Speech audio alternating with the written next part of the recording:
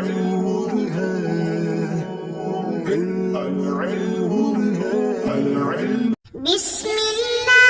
الرحمن الرحيم. اللهم صل على سيدنا ومولانا محمد أفضل صلواتك بعدد معلوماتك وبارك وسلم وصل عليه. بسم اللہ الرحمن الرحیم. عزیز طلباء کرام، مختارات من ادب العرب سے بحمد اللہ تعالی آج ہمارا 60 نمبر سبق ہے، اور مضمون جیسے کہ آپ حضرات کے علم میں تھا، کیف کان معاویہ رضی اللہ تعالی عنہ یقضی یومہ، وہ آج اس کا دوسرا اور آخری حصہ آپ کی خدمت میں پیش کرنے جا رہے ہیں. تو بڑھتے ہیں اپنے سبق کی طرف. ثم يؤتى بالغداء ويحضر الكاتب فيقوم عند رأسه، پھر ان کے پاس دوپہر کا کھانا لایا جاتا اور کاتب حاضر خدمت ہوتا، اور وہ آپ رضی اللہ تعالی عنہ کے سرہانے آ کھڑا ہو جاتا. ويقدم الرجل فيقول له اجلس على المائدة فيجلس فيمد يده فيأكل لقمتين أو ثلاثا. ایک آدمی آگے بڑھتا اور دسترخوان پر آپ اس کو بیٹھنے کا فرماتے، پس وہ دسترخوان پر بیٹھتا اور اپنا ہاتھ آگے بڑھا کر 2-3 لقمے کھاتا. والکاتب یقرأ کتابہ فیأمر فیہ بأمر، اور کاتب جو کچھ اس نے لکھا ہوتا، اپنا لکھا، وہ حضرت معاویہ رضی اللہ عنہ کو سناتے، اور آپ رضی اللہ تعالیٰ عنہ اس میں اس کی تصحیح فرماتے یا کچھ اضافہ کرنا ہوتا.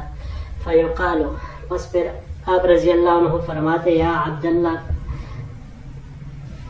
اعقب، فیقوم ویتقدم آخر حتی یأتی علی اصحاب الحوائج کلہم. پھر امیر معاویہ رضی اللہ تعالیٰ عنہ اس آدمی کو کہتے، اللہ کے بندے آپ جاؤ، تو وہ کھڑا ہو جاتا اور چلا جاتا، اور دوسرا آتا. حتی یأتی علی اصحاب الحوائج کلہم، یہاں تک کہ تمام ضرورت مند لوگوں سے آپ مل لیتے اور وہ آپ کی خدمت میں حاضر ہو جاتے. وربما قدم علیہ من اصحاب الحوائج 40 او نحوهم على قدر الغداء. کبھی کبھی تو ایسے ہو جاتا کہ کھانے پر اصحاب الحوائج یعنی ضرورت مندوں کی تعداد 40 یا اس سے کبھی اوپر نیچے ہو جاتی، اتنے آپ کے پاس وہ آ جاتے. ثم يرفع الغداء، پھر دسترخوان اٹھا لیا جاتا. ويقال للناس، اور لوگوں سے کہا جاتا، اجیزو، چلے جاؤ. فینصرفون، بس وہ چلے جاتے. فیدخل منزلہ فلا یجمع فیہ طامع، پھر آپ اپنے گھر میں داخل ہو جاتے، اور یہ ایسا وقت تھا کہ اس میں کوئی بھی طمع کرنے والا کسی طرح کا طمع نہیں رکھتا تھا. یعنی ایسے ہر کسی کو پتا تھا کہ ایسے وقت میں نہ ان سے ملاقات ہو سکتی ہے اور نہ ہی ملاقات ان کا وقت ہے.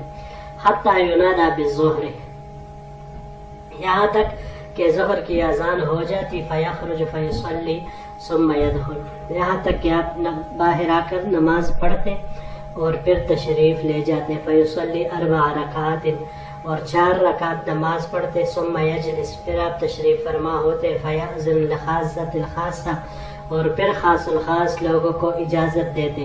فإن كان الوقت وقت شتاء، پھر اگر وقت سردیوں کا ہوتا. اتاہم بزاد الحاج من الاخبثۃ، تو پھر آپ کے پاس حجاج والا خشک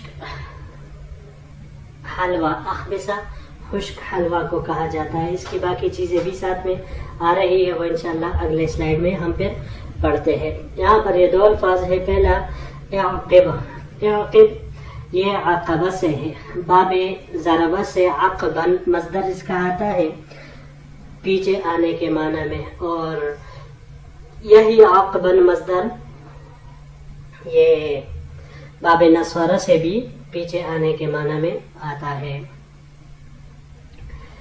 الاخبثہ، اخبثہ یہ خبیث کی جمع ہے.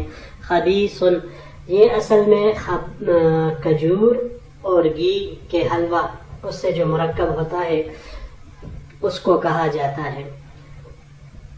یہ باب تفعیل سے تخبیصاً کھجور اور گھی کا حلوہ بنانا اس معنی میں یہ استعمال ہوتا ہے. جی تو بڑھتے ہیں اپنے اگلے سلیٹ کی طرف.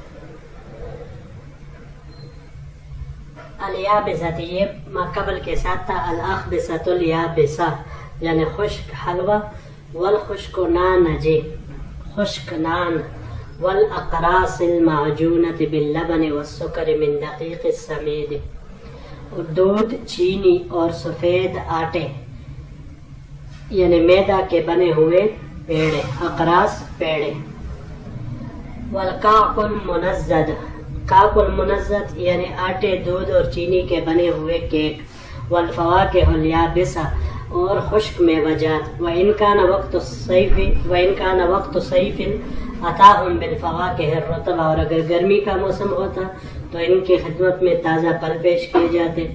ويدخل إليه وزراؤه فيؤامرونه فيما احتاجوا إليه بقية يوم پھر آپ کے پاس آپ کے وزراء داخل ہوتے اور آپ سے اپنے بقیہ دن کے معاملات کے لیے احکام لیتے، یعنی جو ان کی ضروریات اور کام ہوتے تھے ان کے بارے میں امیر معاویہ رضی اللہ عنہ سے ہدایات لیتے. وَيَجْلِسُ إِلَى الْعَصْرِ آپ عصر تک وہاں تشریف فرما ہوتے. ثم يخرج فيصلي العصر پھر آپ نکلتے اور عصر کی نماز پڑھتے. ثم يدخل منزله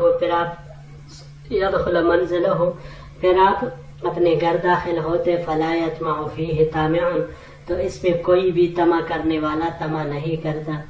حتی اذا كان في آخر اوقات العصر یہاں تک کہ عصر کا بالکل آخری وقت ہو جاتا. خرجا تو آپ باہر نکلتے. فجلس على سريره اور اپنے تخت پر تشریف فرما ہوتے. ويؤذن للناس على منازلهم اور لوگوں کو ان کے منزل اور درجے کے مطابق اجازت دیتے.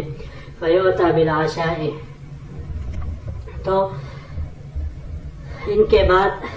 اس کے بعد ان کے سامنے عشاء کا کھانا لایا جاتا. فيفرغ منه مقدار ما ينادى بالمغرب تو اس سے فارغ ہو جاتے جتنی دیر میں مغرب کے لیے اذان ہوتا. ولا ينادى له باصحاب الحوائج ولا ينادي له باصحاب الحوائج اور اس وقت میں کسی بھی حاجت مند اور ضرورت مند کو بلاتے نہیں. ثم يرفع العشاء فينادى بالمغرب فيخرج فيصلي پھر عشاء کے دسترخوان اٹھا لیتے عشاء والی اور مغرب کی اذان ہو جاتی. پھر آپ باہر نکلتے اور مغرب کی نماز پڑھتے. ثم يصلي بعدها 4 رکعات پھر اس کے بعد آپ 4 رکعت نفل پڑھتے. ويقرأ في كل ركعة 50 آية اور ہر رکعت میں 50 آیتیں تلاوت کرتے. یجہر تارتاً کبھی اس کو تیز آواز میں پڑھتے. ویخافت اخرى اور کبھی اس کو خفیتاً پڑھتے. ثم يدخل منزله فلا يطمع فيه طامع پھر آپ اپنے گھر میں داخل ہو جاتے اور اس میں کوئی بھی طمع کرنے والا طمع نہیں رکھتا. والخشک نانج خشک نان سے یہ معرب ہے. موجودہ دور میں اسے ڈبل روٹی کہا جاتا ہے. اس وقت اسے خشک نانج یہ کہا جاتا تھا. اقراص یہ قرص کی جمع ہے. یہ روٹی کی ٹکیا کو کہا جاتا ہے جسے موجودہ دور میں پیڑا کہا جاتا ہے. السمید یہ سفید آٹا کو کہا جاتا ہے جسے ہم میدا کہتے ہیں. والکعک المنزد کعک مفرد ہے اور اس کی جمع کعکاتن آتی ہے. کیک کو کہا جاتا ہے. المنزد نزدہ سے ہے. نزد ینزد تنزیدا یہ باب تفعیل سے یہاں پر استعمال ہوا ہے. یہ ایک دوسرے پر ڈیر لگانے کے معنی میں آتا ہے اور یہی باب ضربہ سے نزدن اسی معنی میں اس سے بھی آتا ہے. اور اگر باب افتعال سے لیا جائے تو انتزادن مصدر اس کا آئے گا ایک جگہ اکٹھا ہونے کے معنی میں یہ آتا ہے. جی تو بڑھتے ہیں اپنے اگلے آخری سلائیڈ کی طرف. حتی ینادى بالعشاء الآخرۃ، یہاں تک کہ عشاء آخرہ یعنی عشاء کی نماز کے لیے آذان ہو جاتی. فیخرج فیصلی ثم، تو بس آپ باہر نکلتے اور نماز ادا کرتے. ثم یؤذن للخاصۃ وخاصۃ الخاصۃ والوزراء والحاشیۃ، پھر خاص لوگوں، وزراء اور درباریوں کو حاضر ہونے کی اجازت دی جاتی. فیؤامرہ الوزراء فیما اراد واصدر من لیلتہم، وزراء ان سے اس رات کے اندر جو کچھ وہ کرنا چاہتے تھے مشورہ کرتے. ويستمر إلى ثلث الليل في أخبار العرب وأيامها والعجم والملوكها وسياستها لرعيتها وسائر ملوك الأمم وحروبها ومكائدها وسياستها لرعيتها وغير ذلك من أخبار الأمم السالفة. یہ مجلس 1/3 رات تک جاری رہتی. اس میں عرب کے حالات اور ان کی تاریخ، عجم کے حالات، بادشاہان عجم، ان کی اپنی رعایا کے لیے سیاست، پوری دنیا کے بادشاہوں کے حالات، ان کی جنگ اور جنگی چال بازیوں، ان کی اپنی رعایا کے لیے سیاست، اور اس کے علاوہ گزشتہ قوموں کی خبروں کے بارے میں بات چیت چلتی رہتی تھی. ثم تأتیہ الطرف الغریبہ من عند نسائه من الحلوى وغيرها من المآكل اللطيفة، پھر آپ کے سامنے آپ کے گھر والوں کی طرف سے نئی قسم کے عمدہ اور میٹھے کھانے بھیجے جاتے. ثم يدخل فينام ثلث الليل، پھر آپ داخل ہوتے گھر میں اور رات کا 1/3 حصہ اتنے بقدر آرام فرماتے یعنی سوتے. ثم يقوم، پھر آپ اٹھ جاتے. فيقعد، آپ تشریف فرما ہو جاتے.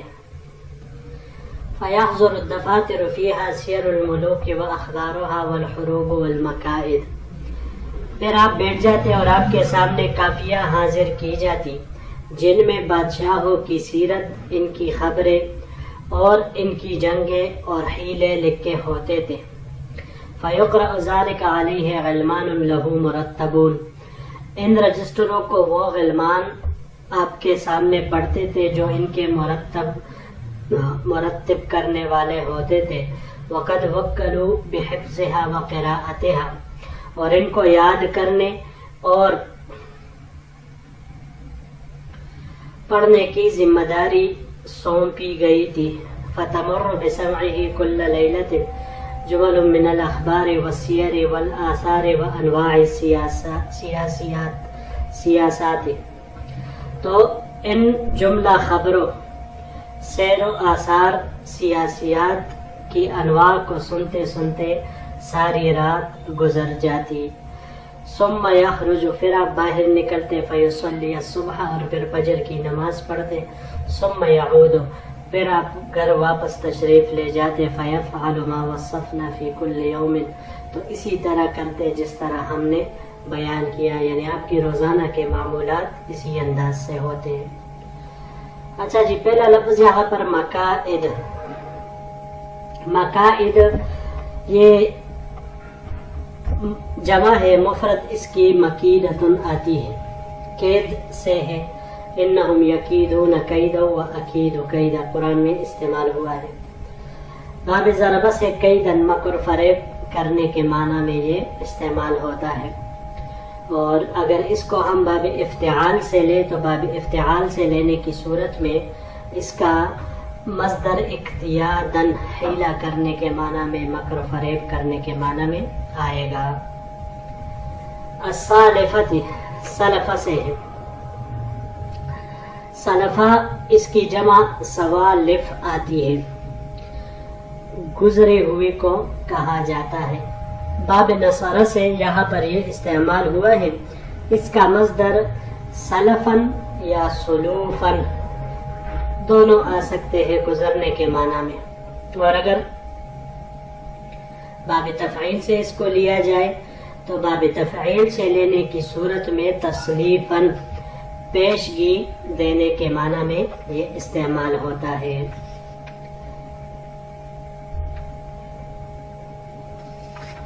اگلا لفظ ہے الطرف. الطرفۃ یہ عمدہ چیز کو کہا جاتا ہے. مفرد اس کا الطرفۃ آتا ہے، عمدہ چیز. یہاں مراد اس سے عمدہ قسم کے کھانے جو میٹھے قسم کے ہوتے ہیں وہ مراد ہے. یہ یہاں پر باب کرما سے استعمال ہوا ہے طرافتن، نیا مال ہونے کے معنی میں. اور اگر اس کو ہم باب افعال سے لیں تو باب افعال سے لینے کی صورت میں اطرافن تحفہ دینے کے معنی میں بھی آتا ہے، اور نئی اور عمدہ چیز دینے کے معنی میں بھی یہ استعمال ہوتا ہے. جی تو یہی تک ہمارا آج کا سبق تھا. انشاءاللہ العزیز اگر زندگی رہی تو پھر اگلے سبق کے ساتھ جو کہ استقامت الامام احمد بن حنبل و کرمہ اس موضوع پر ہے، تو اس کے ساتھ انشاءاللہ پھر آپ کی خدمت میں حاضر ہوں گے. السلام علیکم ورحمۃ اللہ وبرکاتہ.